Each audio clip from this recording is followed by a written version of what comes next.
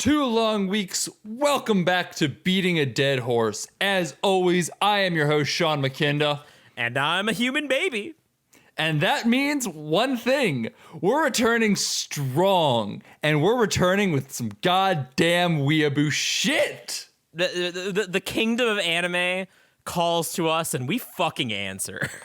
But we return with an anime twist. For you see, this was not suggested by the one of us who loves anime so fucking much. No. This was suggested by me. I thought you were about to call me out so hard by saying this was not suggested by the one of us who loves anime so fucking much she's moving to Japan because of it. which I mean would be right, but I'm glad you didn't say it. No. I'm not here to. I'm not coming off that hot on our return. You know, I want to reintroduce ourselves very cordially and nice before we just like burn our past. You know. Fair enough. But yeah, no, this is a Sean pick. We have both seen this before, but Sean introduced this to me back during our college roomie days. Yes. So if you are unfamiliar, we are watching an anime called Parasyte-the Maxim, based off a manga just called Parasyte. Way back when I was a wee boy reading manga, I stumbled across this and loved it. I read like the first 3 or 4 volumes. I never finished it because I think it went on hiatus or something, or like the final 2 volumes are hard to find. I don't really know why I didn't finish it, but I didn't. Cut to 6-8 years later, and it turns out that they made an anime out of it. It aired on Adult Swim with the dub, but we watched the original sub, I think, on Hulu way back when. Yeah. And I absolutely loved it. It lived up to all of my expectations from the manga that I read way back when. And so I've been itching since then to go back and rewatch it. You know, I have some better media literacy. I have some more awareness as to what's going on. And I was hoping it would hold up just as well. And I can safely say it absolutely fucking does. This anime rules so goddamn much. Is Parasyte-the Maxim a perfect anime? No. Does Parasyte-the Maxim necessarily have the best dialogue? No. Does Parasyte-the Maxim have weird pacing at times? Yes. Is Parasyte-the Maxim an absolute fucking all-timer? Of course. So, you know, we'll get into what like attracts us to the show so much, despite like I think safely saying like having pretty well documented flaws in a lot of ways. I know this anime like within the weeb community is a little divisive, which is one of the reasons I was so curious to go back to it, because yeah, it was a similar position. I had not read the manga as like a wee boy or anything, but Sean was like, hey, actually I don't even think like you introduced it on purpose. I think I just walked in on you watching this and just like sat down, and like then Kang sat down and the whole house was watching the whole thing because you were on like episode 2. It's possible. I mean, we've done that before. That wouldn't have been the first time that had happened. Yeah. But like I was also really taken with it and really enjoyed it. But at the time, I was not the disgusting weeaboo trash that I was now. I was still kind of dipping my toes into the anime world after rejecting my true desire for so long, you know, to really embrace it like the horrible garbage person that I am. So I had not seen all that much anime when we had first watched it. And part of me wondered as I've gone on and I've thought about it more and watched more shows and just been more like in tune with the online anime community or what have you. I'd been thinking about it because I thought about the show a lot, which is, you know, one of my metrics for like a great show or a great film or a great what have you, is that I keep coming back to it. And I did keep coming back to this, like memorable scenes, memorable characters, memorable themes, memorable moments, all that stuff. But part of me was also wondering, was I just so taken with this because I hadn't really seen anything like it before? And I think it is still a pretty unique anime, but I mean in particular that I had seen some anime, but like not much beyond just like shonen schlock. Like I knew shows like this existed, like more serious, like adult, like seinen sort of shows. So I knew they existed, but I'd never seen them. And so I kind of like didn't trust myself. I'm like, was I just so impressed because it was so unique? And is it really that unique? And is it really that impressive? Like I too had been wanting to go back to it. So the Horsecast presented a perfect opportunity. We had this on our list of like stuff we wanted to do an episode on since like the early days. This was like number 3 on our list for a long fucking time. But anime's hard to get around to watching just because it's a big ask. And when we had 2 weeks off, we're like, hey, you know what? This is going to be the perfect time to present itself. We fucking took it. So before we really get into this, though, I do kind of want to structure how I would recommend this anime, because if you haven't watched it, there's some things that I think is worth mentioning before you start. If you are not a fan of body horror, skip it. It is a very body horror focused one. It's a very bloody anime as well. It's very adult in that way. It's adult in a lot of themes, but not in like the sex type of way. It's much more like a look into the void looks into you. But this time it's gonna come out happy. I promise. We're gonna talk about good things. We're not returning to the void just yet. So just be aware that it's a very introspective anime in that regard. It's very bloody. It's very body horror. So if any of those things are a turnoff, you're not going to like it. The other thing, and this is important, there are 2 hurdles to getting into this anime. Number 1 is the terrible intro song. It was dated the day it came out. It is this terrible screamo nightmare thing. Just power through it. If it's on Netflix, use that skip intro button liberally. It is terrible. I played through it once. I watched this with Sam because there's at one point where they go, "A human baby," and it is the funniest thing in the world. But you never want to hear it again. You skip it. Don't do it. Don't watch it. In defense of the intro, a lot of anime, like intro songs, follows very typical, very formulaic sort of fashion. This is definitely one of the more unique anime intros I have seen. They tried. Yeah. Keyword being try. Yeah, I you know what? Watch it once. Let me update that to say watch it once. It's interesting. It's a good meme. Watch it once, if only for a human baby. Yes, absolutely. The other hurdle is the first 2 to 3 episodes are a little rocky. This is where I coined the term the episode 2 problem of anime, which is if you have an anime that's going to get into serious themes, a lot of times it has to have at least one episode that is real horny. And episode 2 is it here.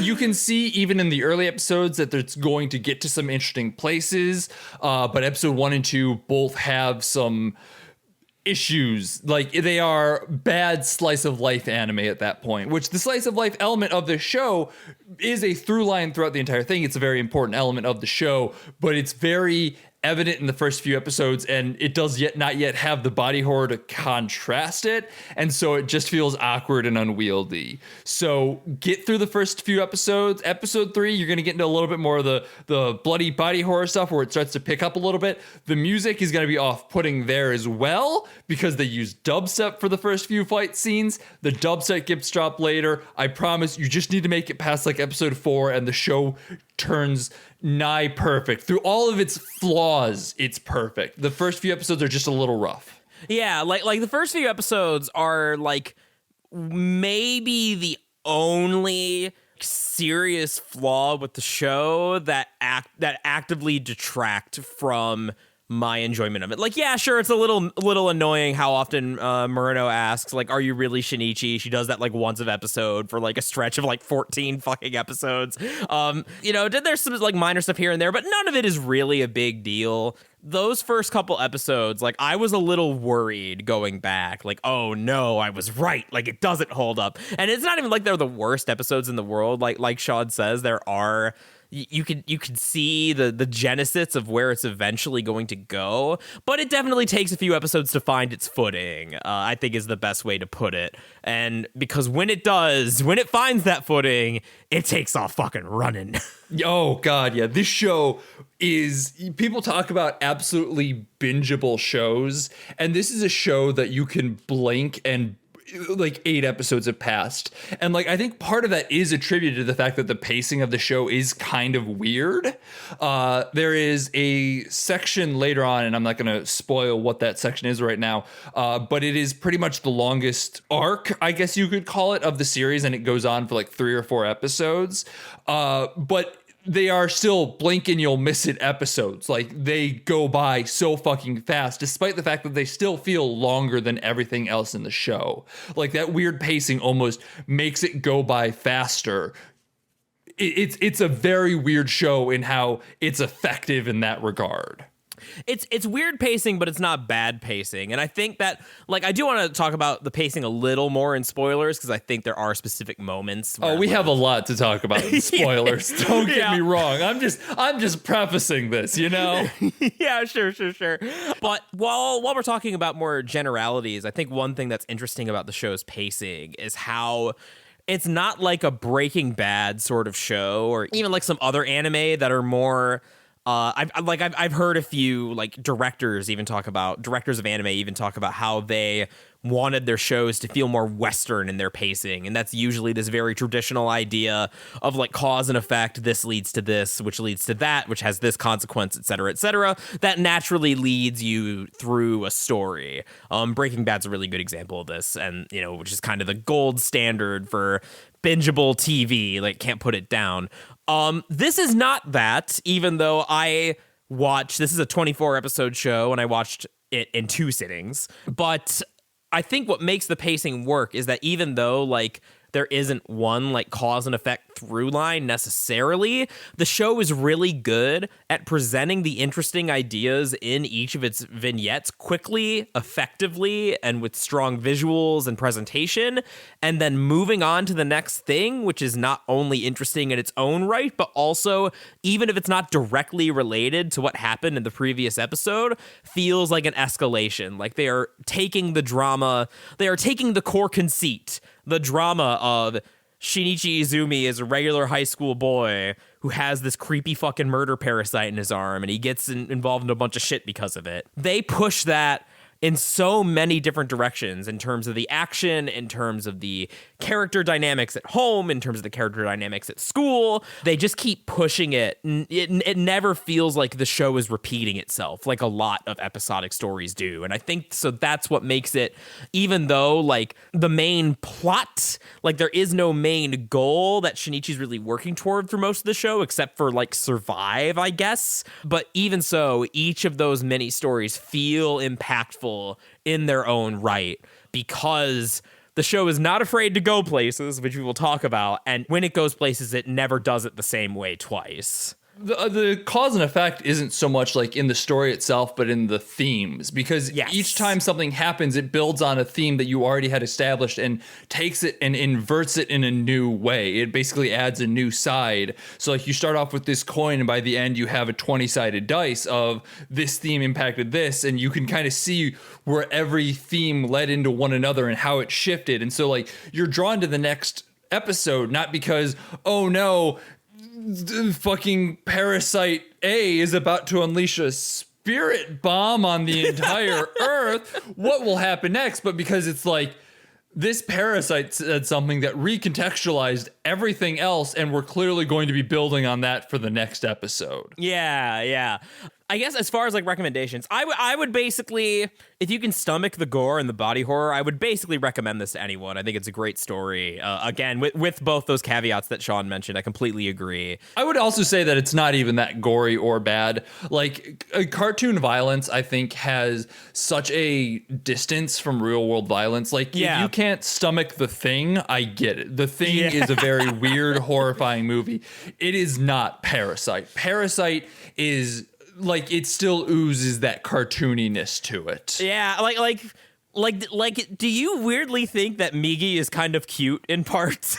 Oh my God, yes, multiple times. Migi's adorable. like he like, it's kind of disturbing when you think about it, but like, sometimes he walks around on like his little feet and like, makes a little man out of his hand. Yeah, but then other times, like especially at the beginning, before they have that character relationship, there is more of that twisted body horror stuff. But my ultimate recommendation is that, like, if you like Metal Gear Solid at all, if you like that combination of sort of over the top action insanity and like really navel gazy preponderance of themes, you will enjoy Parasyte. I mean, I would just recommend this to almost anyone, because I think that even if you don't get involved in the themes, like I didn't as a child because I was an idiot, as I have mentioned many a time on this podcast, it's still a very enjoyable romp to go from point A to point B and just kind of see what happens and explore the ideas of the show. I think that, like, I will say, we were talking a little bit in the pre-discussion that the ending can be a little divisive, and I think that that's really where it stems from, because I can see that if you are just not engaging with the themes on as much of a level, I can see why the ending would be a little weird to you. But I think that the ending, if you are going through this with like themes on the forefront, the ending is very impactful. Yeah, I love the ending. I always have. I'm gonna plant my flag in the sand right there, and we'll talk more about why. Yeah, I mean, I don't remember how much I felt about the ending last time I watched it, which I think says a lot, but I absolutely loved it this time. So I'm very much on board with everything that happens in the ending. I mean, I'm on board with pretty much everything that happens in this anime. And also, like, if you are someone who's put off by a divisive ending, one thing that I should say is that, like, pretty much when we say the ending, like, what we mean is the last episode, and it's not like the complaints I see are never like that it's horrible, just that it's kind of weird. And it is kind of weird, but it fits with the show, like you said, if you are watching with theme on the brain, which I think is why, if you are more just like getting swept up in the story, it can seem weird and kind of hard to jive with. But it's working. I promise you. Take it from you, old Daddy Jackson.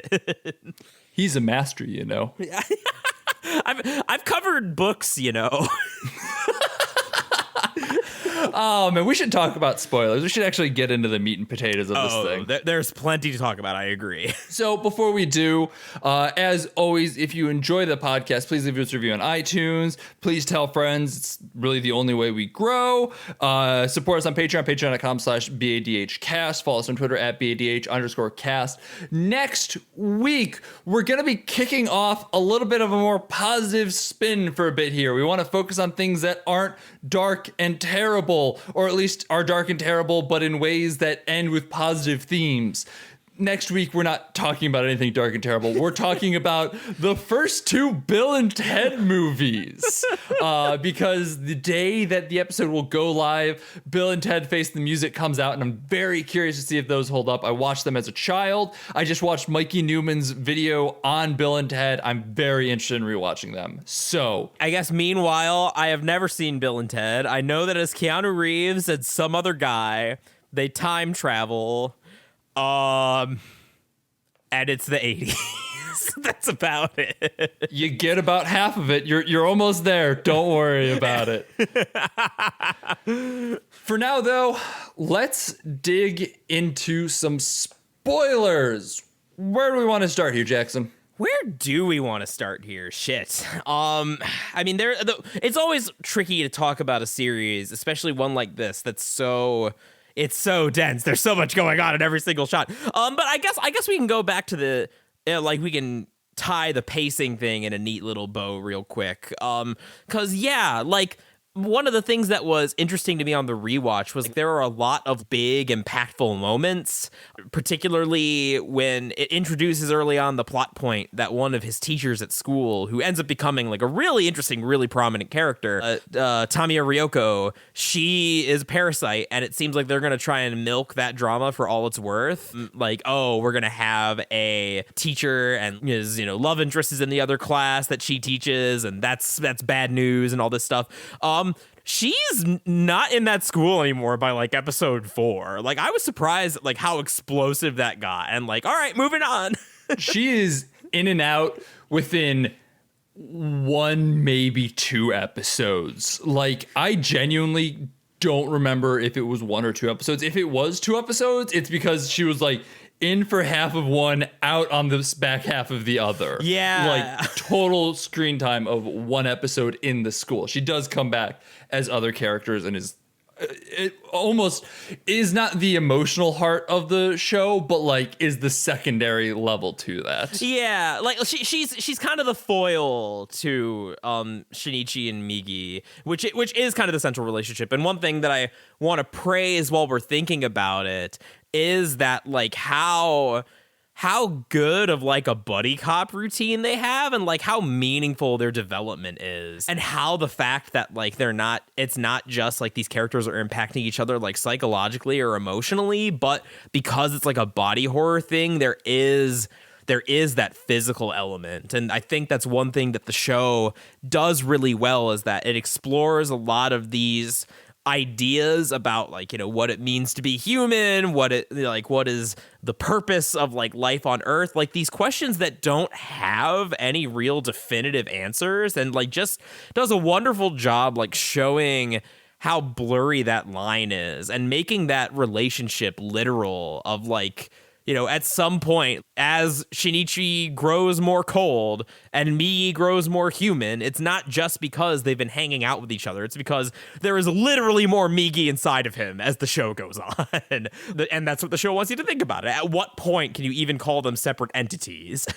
I could talk about the body horror and relationships within this show for a long time. In fact, I have written a piece about body horror and relationships over on 25yearslatersite.com that I'm rather proud of. I think it's interesting. It's good stuff. You should read it. You should link in the show notes. Go do it. So I could spend a long time just kind of discussing everything that this leads into. But I think in general, just one of the most effective ways to navel gaze about humanity is to have it so that the navel comes up to meet you as opposed to you bending down to meet your navel. And what I mean by that is twist your fucking humanity into knots.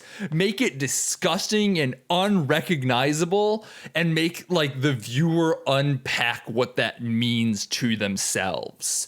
I think body horror is one of the most interesting themes and ideas and analogies that media presents to us, just because it can mean so many things. And in this show, body horror means so many things. For example, even when Jackson's talking about like the removal of separate identities from Migi and Shinichi is in itself a theme that body horror deals with all the time. Where does one entity end and another begin? Like, that is something that I touched on in my article talking about relationships. You know, when you develop a relationship, even if it's not strictly speaking someone bonded to your right arm, the sense of identity of one being one person, one being the other starts to lose each other, and you become one through that just interaction. This is something that is present in almost all body horror, and something that is very fascinating within the show. It also does a wonderful job of exploring trauma, because trauma can very easily be represented as just some horrible, grotesque growth on your body, and it's something that you slowly have to get used to. And like, I don't know about you, but there's little more traumatic I can think of than knowing that a snake burrowed into my skin and ate my arm and replaced it. So like, there's your trauma. Granted, we get into the trauma of his lost mom, and we start to see his own body deform as a result of that. And there's a lot of ideas and themes around that. I mean, again, I could spend literally the rest of this episode talking about the themes that this show presents through its usage of body horror. And I probably will chime in here and there to be like, oh, you see, this also applies in this way. But I don't want to do that, because I think there's a lot of other interesting things to talk about as well. Yeah. And like, I don't want to waste the whole episode banging on about this again, so I'll make it brief. But like, the thing about this show that resonated with me so hard this time is that like, I have never seen a show that presented the experience of losing a parent in a way that felt like identical, like 100% identical to the way that I felt when I lost my dad. No, I love it because it is so literal. You know, he has a hole in his heart. He keeps like clutching at it. In some ways, it's kind of cringe because that's how anime is. But like it's so on point. It's so perfect. It's like Metal Gear Solid in that way, that like you either buy into the fact that it's like kind of bold-facedly is what it is about, or you don't, and I do. But like just that whole experience that Shinichi has of like seeing death everywhere, feeling cold and emotionless, feeling unsure if you're a monster or like if everyone around you like just doesn't get it. Like that was it. Like I can't speak to it for everyone else, but like if you ever wondered about like what my psyche was like circa 2018, it's this show, you know, but with monster. Which is why body horror is so effective. Just as an aside, you know, it's almost like the monsters are us, and that's what makes it good. I'm sorry, I genuinely love body horror as a concept, in case that is not abundantly clear, because I think it is so fascinating just how much it can represent, and like just the betrayal and pain and trauma and identity and relationships. God, body horror is, pun kind of intended, the most malleable fucking theme, and it's so good for it. God damn. Yeah, because I was poking fun a little, like, oh, it makes it literal, but I think that's what makes it, like, the fact that it is so in your face about it, like subtle, and not that this show lacks subtlety in like all areas, but in this particular area, like that it is so on point. Like I think subtlety's kind of overrated sometimes. Like the fact that it really does, that it takes these ideas, and I was thinking about your piece a lot when I was watching this. Like no joke, like the way that it relates to, because of how many different avenues it explores, not just within Shinichi's body, but like how that relationship with Migi, you know, impacts the maternal relationship. You know, there's the parallels between Shinichi's relationship with his mom and then the stuff going on with Tamura Ryoko, and the romantic relationship element of it, which you wrote quite a bit about. Like that show, it's not an accident that you could argue that this show is in large part like a romance, and that has a lot to do with it. Shinichi has like a pheromone that just makes women flock to him. It's funny. That is like the one thing.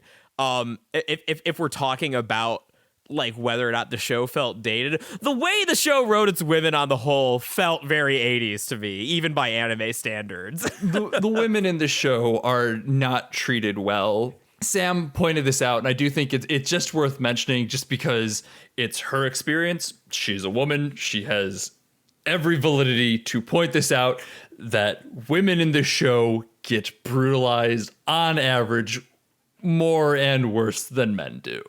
Like the way parasites often feed is presented as men preying on women, which yes is a interesting idea unto itself, but also can be very uncomfortable when you just kind of recognize that like a lot of women in this show just die. Yeah. It's not an accident. It's part of a trend that like it is Shinichi's mother and not his father that gets fucking got, right?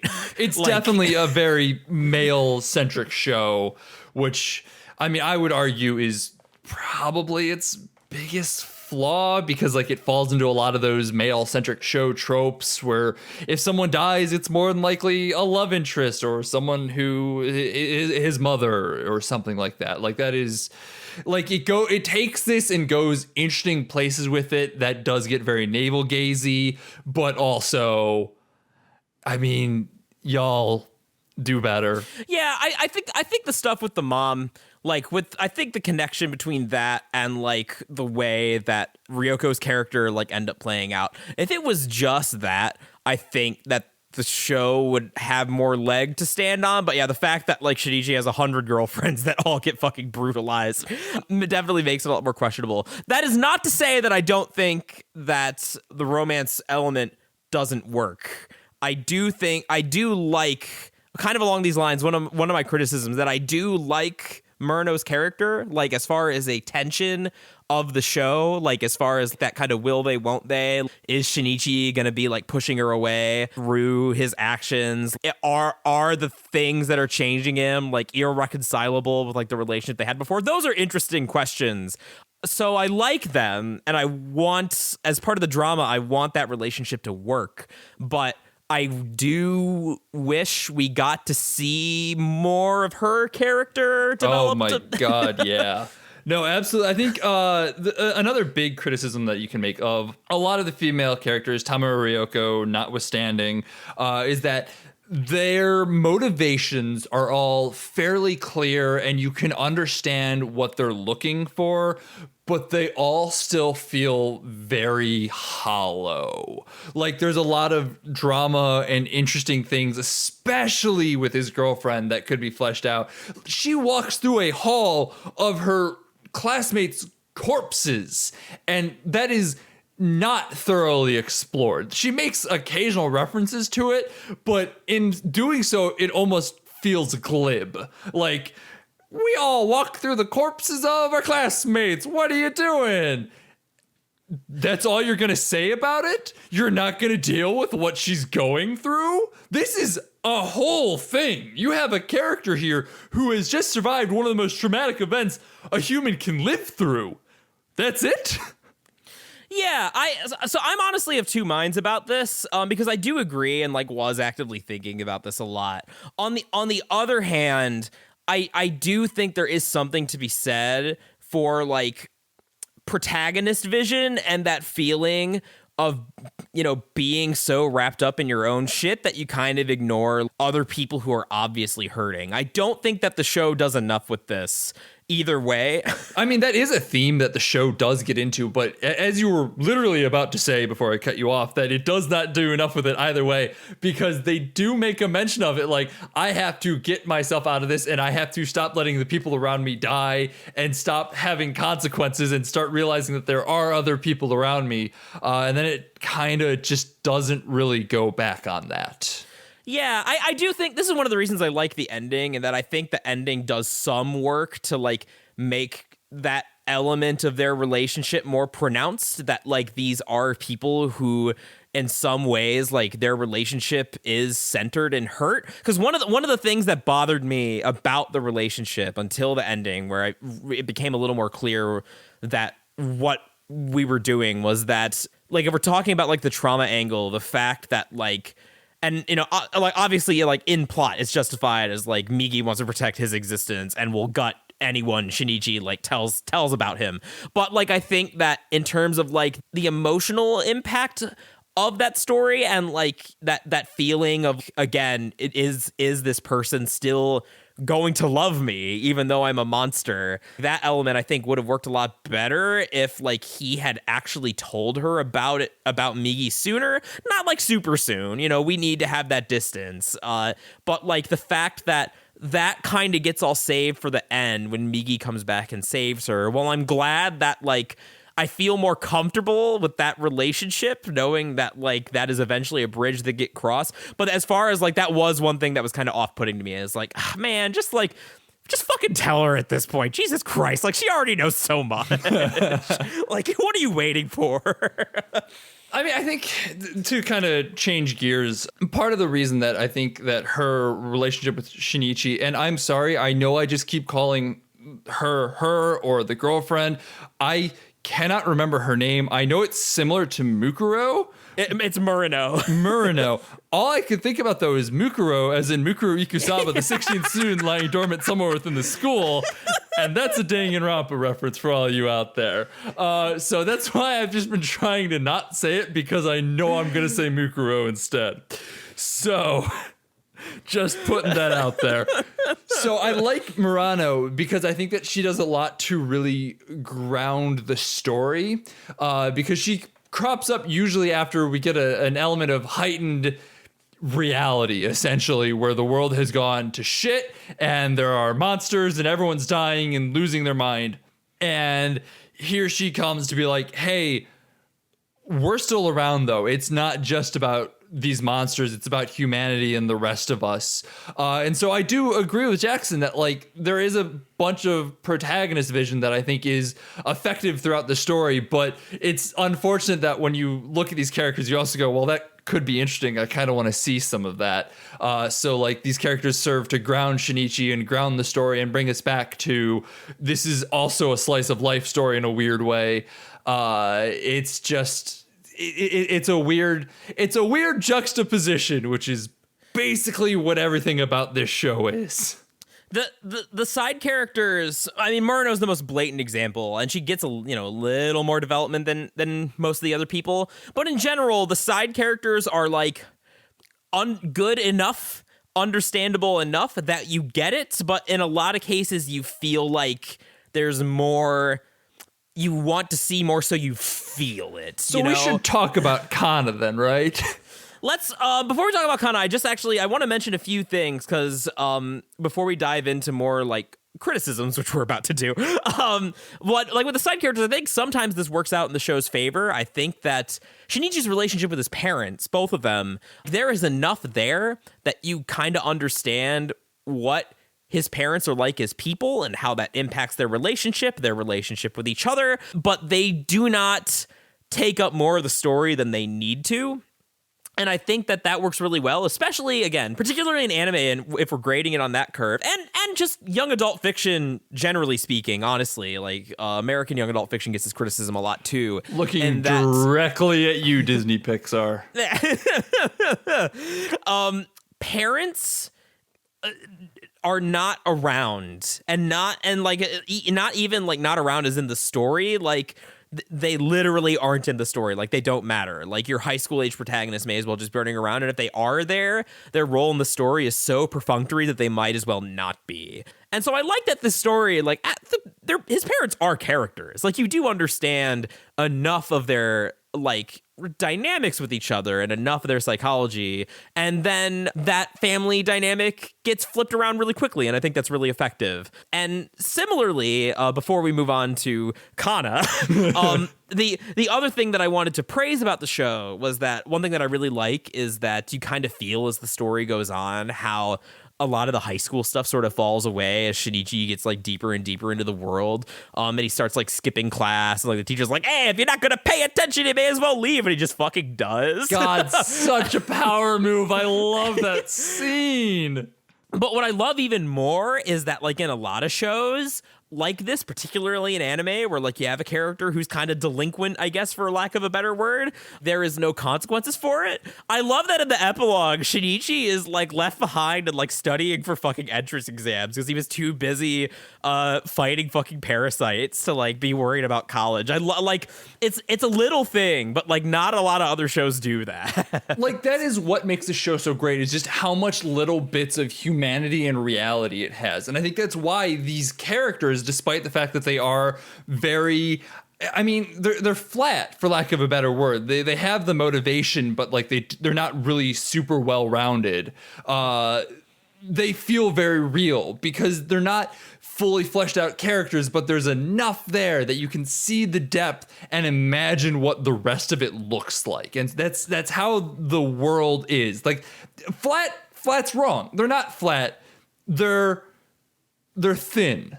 They're thin.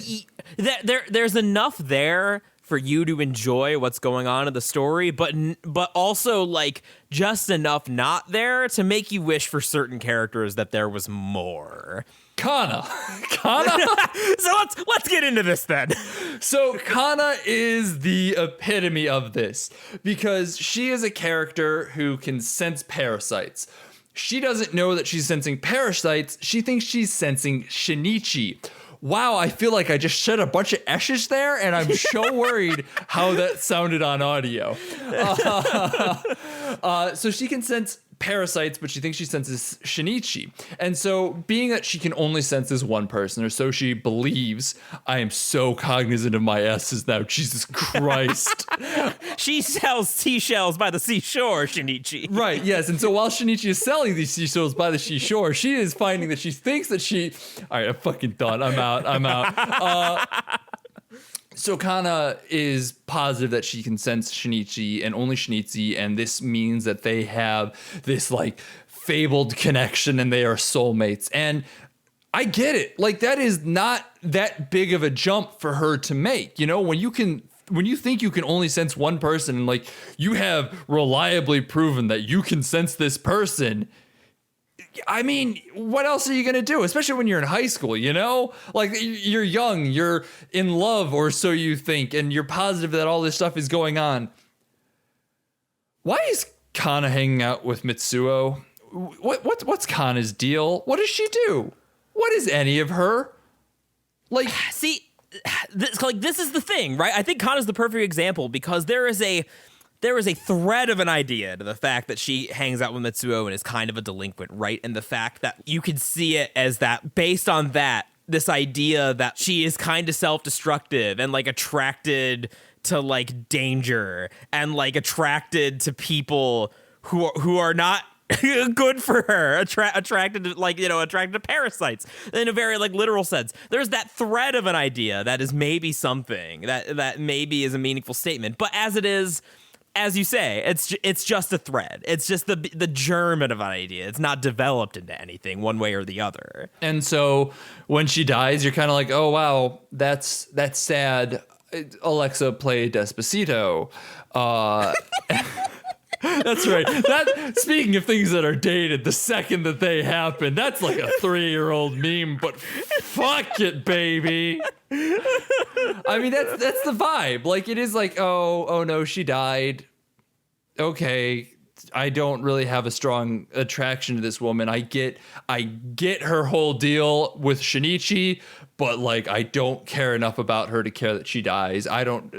This impacts Mitsuo, and we see the impact on Mitsuo, but even then, we don't know enough about Mitsuo for us to really care about it, especially because Mitsuo just vanishes after this. Kana's kind of the perfect example in that, like, her role in the story is basically to be another, like, drop in the bucket that is like the emotional dam of Shinichi bursting in that scene where Tamura Ryoko gives him the baby and like gives her life to protect her baby and go against her parasitic nature, which is a great scene. I fucking was tearing up during that scene. But it does illustrate kind of this show's problems with women, and that a lot of the women of Shinichi's life just serve to make him more punished Shinichi, which also is literal because he's got like a scar on his head that looks like the horn that Punished Snake has, and he's missing an arm during that part because Migi's gone, and I couldn't stop thinking about that. I also couldn't stop thinking about Revolver Ocelot's liquid snake arm while I was watching this. Out! Get out of my mind, Migi! This show is also just it's a wonderful, wonderful show, but it is also endlessly memeable, just throughout the entire thing. So, for an example of that, I was thinking a lot about the music in the show, and aside from the weird dubstep stuff, all I have to say about it is that it's absolutely wonderful. There's some very good stuff in it. You can feel some Annihilation vibes with some like weird low synth that's just kind of disquietingly unsettling. They fight a dude named Miki who has like this, and they go on like this goofy ass 70s cop chase scene, and like there's like this sound effect going on the entire time. It sounds like a 70s cop chase scene, and then it switches when the fact that Miki is not 3 parasites but 5 parasites working together, and the heads switch into Goto, and like the music changes into far more Castlevania or John Carpenter vibes. But at the time, I could not remember what Goto's name was. So I wrote down that we have some Castlevania music for Five Guys Burgers and Fries. And Sam suggested the alternate title of Mickey Mouse Clubhouse, which is probably better if I'm being honest. Oh no. Oh my god. The Goto fight rules, by the way, just as an aside. Like, Goto is a fucking crazy ass dude, and I love that. His whole thing. Goto is so fucking good. And actually, the Goto's a good opportunity because, like, sort of the, like, with that boss fight at the end, after Shinichi and Migi, like, reunite and, like, they're making that decision whether or not to put him down, whether they have a right to do that, like, just because he's dangerous to humans. I'm gonna go on the fucking record, and I actually think that this show is the reason that, like, I get so tilted by the humans are the disease, global warming is the virus trope that I've complained about 1 billion times on the show by now. This show, before you get into this, like, toves that line where I could feel your, like, getting all heckly from, like, miles away. I'm like, oh, it's so close. It's so close to the thing that Jackson hates. And then it goes, just kidding, and, like, falls in line. No, because that's the thing. That's the thing, is that, like, yes, it does help that me and the show align, like, as far as I can tell, like, from what it's outright states ideologically in this regard, like, 100%. And, like, that the conclusion that they ultimately come to, that, and it's really, I think it's really great just the character beat that Migi is the one who convinces Shinichi to do this, as they kind of meet in the center of, like, human and parasite. And that, like, I think that the reason I get so tilted by that trope is because this show did it so fucking well, and every other show is a goddamn pretender.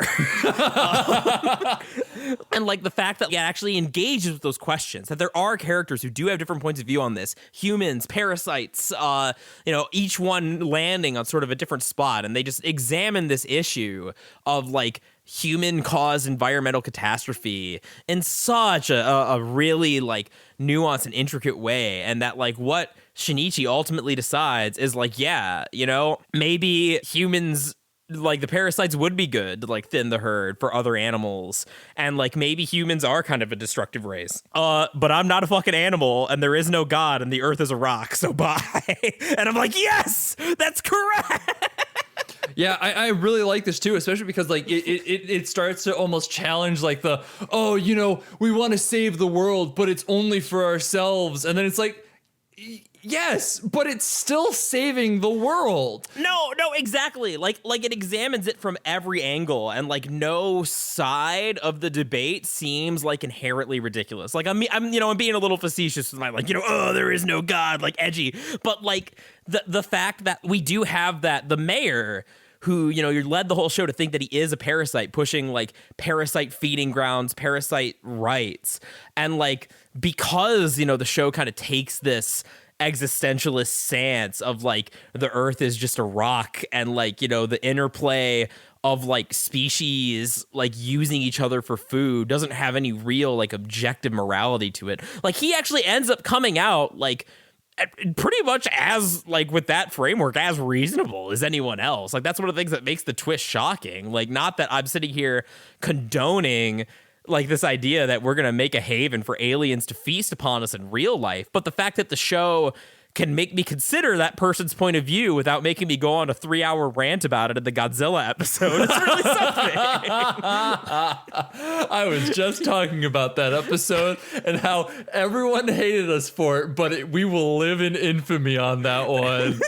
I stand by everything I said, and I stand by how much time I spent talking about that fucking stupid speech in PowerPoint. You know what? I'm right there with you on that one. I hated that so fucking much.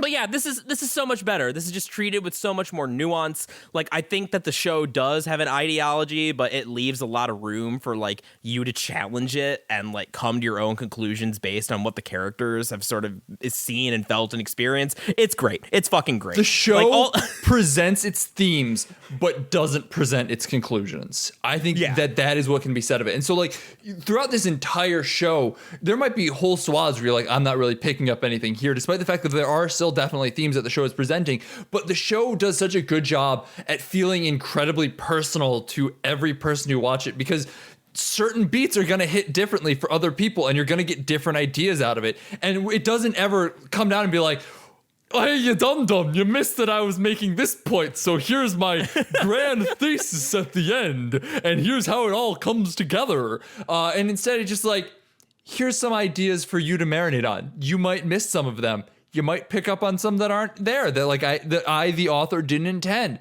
That's fine. I have my ideas. You might not agree with them. Think about why. Here's alternative ideas. And I really like that.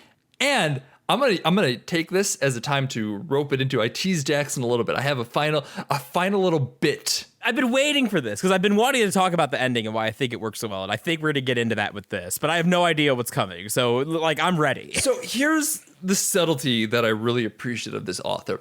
At the end, our murder boy shows back up. Our serial killer from before shows back up and captures Murano, not Mukuro, Murano. Away. There are more than 16 students at that school, though the rate with Parasyte showing up, maybe there won't be soon. Wow, they've got a higher death toll than Monokuma. Oh man, we make the taking references too much on this podcast. We alienate our audience so much. I mean, to be fair, we're talking about fucking Parasyte this week. It's That's an anime. fair. I mean, you know what? This, if there was ever a time, here's the cross section. But yeah, so he captures Murano, and Shinichi comes up, and like there's this whole kerfuffle, and it ends with 2 dead bodies. The murder boy on the ground and Shinichi with Murano on top of him. And 2 people run up and they go, oh my God, there's 3 bodies up here. And Shinichi's like, 3? What is he talking about? And Murano goes, they're probably talking about us. I posit you, why would they be talking about them? I posit you that murder boy got killed. I posit you that either Shinichi, in the heat of the moment, accidentally killed Murder Boy, which is a very interesting condemnation given everything else that has been going on in this series and his unwillingness to kill humans until it came down to the wire. Or Migi, who we know is somewhat conscious in this moment, because in what Shinichi did was he blocked with his left hand and got a knife in his left arm and swung with his right. Migi gave him a little bit of an extra juice there and killed Murder Boy for him. Yeah. Either way, I think that's very interesting. And I think that's something, because like the show doesn't ever say it's the murder boy who's dead. But I think the language of the final scene very subtly says the third body is the murder boy, because there's no reason for them to think that 2 people on top of each other is just one dead body. That doesn't make a lick of sense to me. I was marinating on this for like 20 minutes after the show ended. I was walking the dogs being like, why the fuck would they say 3? And like they even bring that up. I definitely think that Murder Boy died there. And I think it's very interesting whether Migi did it or Shinichi did it, because it very much plays into everything else in the series. I'm very interested in that. And like whether Migi or Shinichi did it is that like sort of the implication.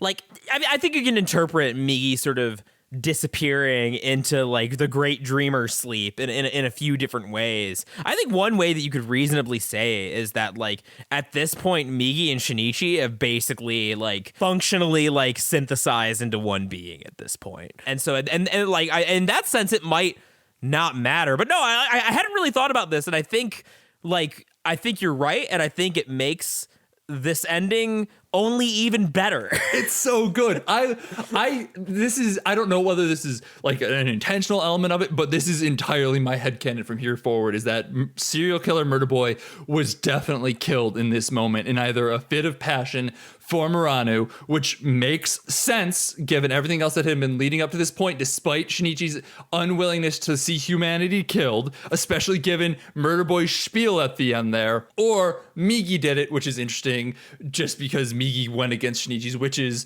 but it was to save someone other than Shinichi or himself in that moment, and it was actually there to help Shinichi save Murano. Or they're homogenized, whereas then it's a combination of both of those things, and it's interesting in its own right. I love this ending. The more I think about it, the better I like it. No, I mean, the ending is so fucking good, and like I get why it's off-putting to people, but because the comparison that I keep making is that a lot of people have the same complaint. It's very similar to The Dark Knight in a lot of ways, and that like you have the what would, what most people consider to be the climax, which is, when Batman catches the Joker and when Shinichi, kills Goto. And in both cases, it's a really good fight. It's a really good climax. It's, like you could, another movie or another show could theoretically end there. But like then it goes a little further and has sort of like, I call it like an epilogue fight. And that, we have our final confrontation with just this serial killer, like not big bad Godo. And some people see that as anticlimactic. But yeah, like you really do have to be paying attention to like the characters and the themes and to really get a lot out of it. Because I feel very much the same way about that last encounter with Harvey Dent in The Dark Knight. Like I think spoilers for The Dark Knight, I guess. Everyone's seen The Dark Knight. Who cares? Yeah, like I feel very much the same way about that, and that like yes, although in terms of tension, like rising action of the story, like all that creative writing 101 jargon, it is not the final boss fight. It is not like the climax, but like the fact that we still have this smaller encounter that means so much to the characters, and we sort of see how like in this like one last really extreme situation, their philosophies are tested one last time, and that's kind of like the ultimate impression. And that's one of the reasons I think that this ending does a lot for me to like make me feel all right with the ending of like, Shinichi and Murano running off into the sunset together, is that we do have that ending of like, there's no way Murano's like halfway down a building. There's no way she doesn't see, Shinichi grow a tentacle to catch her. Like the game is up at that point. And like the characters through like what they've learned and through what they've gone through together can actually communicate, and I feel good about them ending up together, and it's a good ending, and it has implications about how far Shinichi's come, that he's willing to apply this principle of like, I'm gonna be a solid snake Chad and like fight for who I care about, whether they're human or parasite, and fuck you, murder boy. Like, no, that's even better. And it ends with him with a knife in his arm. And that's something that's distracting just in my own head, because I'm like, hey, how's that arm doing? You got a knife through it. You guys should probably go do something about that. I know you got some adrenaline, you pumping, but that's gonna hurt real soon. I will say it is a little weird how like, as far as the ending goes, the one thing that is weird, it's a little weird just how like sexually charged Shinichi and Murano are in that moment, like climbing on top of each other. Like they seem ready to fuck on that pile of corpses. I mean, I guess near-death experiences makes you want to experience life, and more than a few things have positive that sex is the opposite of death. So like I get it, but geez, guys, at least take the knife out of your arm first. It's like, get off on the danger of the situation. You don't understand. I mean, I guess when your teenage years were that fucked up, you kind of have to. You're not wrong. Oh, do we want to do some last memes? Do we have any other major things we want to say? I don't think so. I'm good. I mean, I've talked a lot about this. As I said, I could spend a long time talking about the body horror implications of it, but I would just ramble through it right now because I don't have a cohesive through line, and like each section kind of has their own little bits of implications. So I'm not going to do that, but like go read my article and then make your own conclusions. You'll be thinking about the article a lot if after you watch this, or if you read it first, whatever fucking order. It's go read it. But I just wanted two last memes, one of which I'll probably upload to my YouTube channel for people to see. Sean, it was that video I sent you.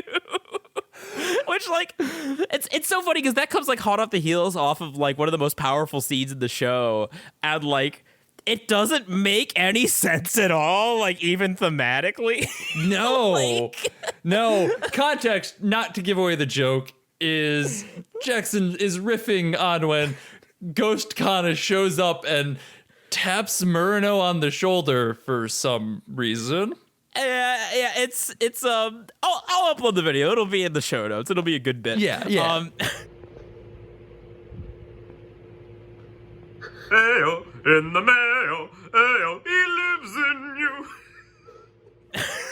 But the other good meme that we were memeing about even way back when is how, like, when Shinichi and Murano do have sex, it's, like, actually really well done, and that like it feels like an important development to those like characters' relationship, and like and it's not shot in a way that's super over the top or creepy and gratuitous until they stare into each other's eyes and sparkle like a Twilight vampire. Oh my god. All right, my one meme, my one new meme aside from Five Guys and Mickey Mouse's Clubhouse that I do just have to bring up is as Shinichi is sitting there, Goto is coming towards him, and he's like, I have to give up. There's nothing left for me to do. No, there's one chance, and if I don't take that, then I have no chance, so I might as well. And I had to pause the show because I was laughing so hard, because in my head, all I could think about is the scene from The Office where it's, you miss every shot, you miss 100% of the shots you don't take. Wayne Gretzky, Michael Scott, Shinichi. No, it's, and that's the wonderful thing about the show is that like it does have genuinely like so much thematic richness and depth that make it like wonderful, and like there's so much well done drama and action to like keep you involved in the story. But like Metal Gear Solid, there's sometimes you just have to pause and like send your friend who is also watching it a fucking meme because what you're seeing is making you cackle. I actually have a question. Speaking of am I a monster? Yes, you have not stopped making Metal Gear references throughout this episode. You are indeed a monster. Fair. But separate from that, this time did you get like a dark laugh when Shinichi yeets that dog into the bin? Oh my god, kinda, yeah.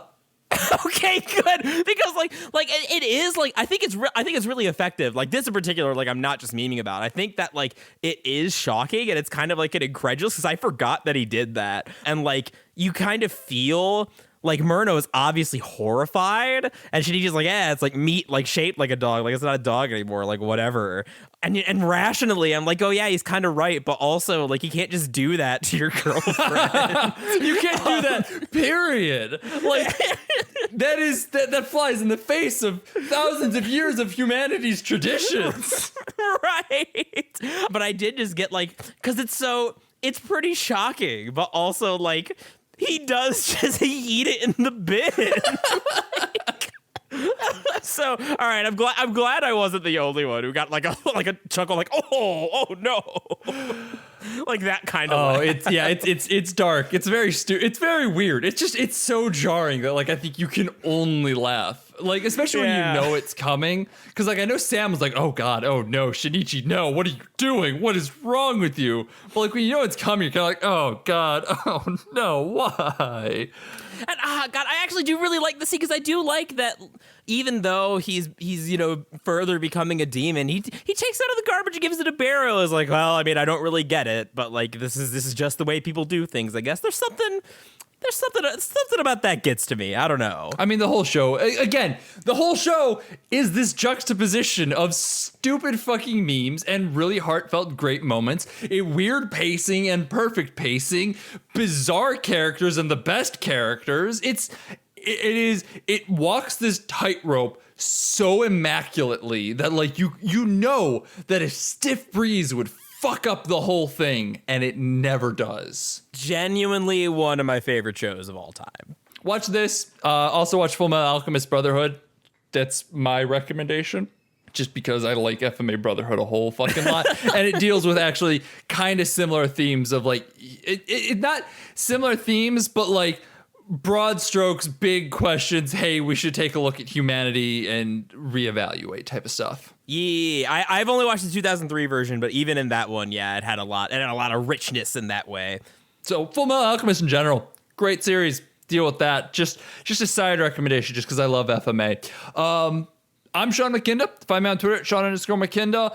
I have mostly been posting about skateboarding there, weirdly. I guess if you don't know me, that probably seems weird, but I've been skateboarding for a long time and I'm just kind of getting into it now. So check that out if you want it. I sometimes tweet about movies and stuff too. And I'm Jackson Keller, not in fact a human baby, but a human boy, a grown boy. You can find me on Twitter at Jackson J. Keller, where, and I quote, I only ever see you tweet about hogs. Thank you, dear Michael. If you want to keep in contact with the podcast, that's at BADH_cast on Twitter. We mostly tweet about like updates and new episodes and stuff like that. It's not a hugely active account, but you know what? Maybe you want to know when a new episode comes out, or if we have to delay an episode or something like that. If you want to support the podcast in a very meaningful way, or if you want to yell at Jackson and I, that's at patreon.com/BADHcast. $1 a month gets you access to our Discord where you can come yell at Jackson and I very directly, and we will talk to you and chat with you and talk to you about pretty much anything. I spent a little bit of time talking about A Color Out of Space this weekend just because someone's like, hey, I watched this movie. What do you guys think of it?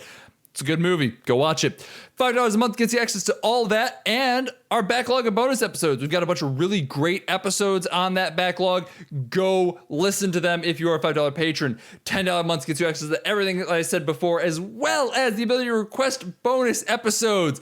Someone has already unknowingly requested their bonus episode for this month. You'll know it when you see it. It also gets a little... It's dead. It also gets a little something something. Thank you so much, Travis, Julia, Pat, Mom, Aunt Summer. We're back. Dinosaurs, we're back in the patron club. Fuck yeah. We're here. We're back. We're going to be going strong again. That was a good break, but we're coming back stronger than ever. Also, thanks to Loads of Highway for the use of our theme song, Suicide, alternate take off the album High Octane, Low Expectations. They're a wonderful band. You should go support them however you can. Buy their music, stream their music, whatever you got to do. Support artists in general right now. It's very hard for anyone to be making a living, especially artists, theater people, all that good stuff. Go support them however you absolutely can.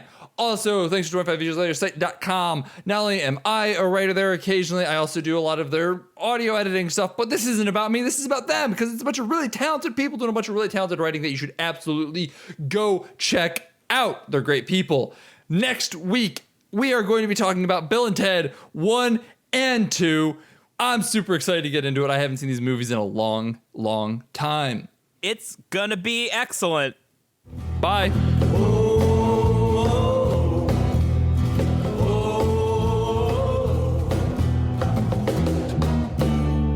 Don't you go into the ground. Don't you go